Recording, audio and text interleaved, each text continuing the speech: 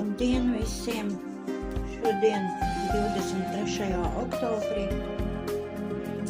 Pirms sāk skatīties, ko mums atbildēs eņģelīši, gribu visiem tiem cilvēkiem pateikt sirsnīgi mīļš paldies, ka jūs laikojat, ka jūs komentējat.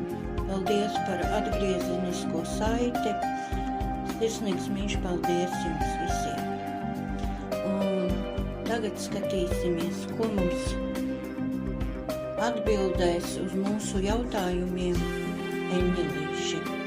Vai vienkārši ko atbildēs mūsu eņģelīši.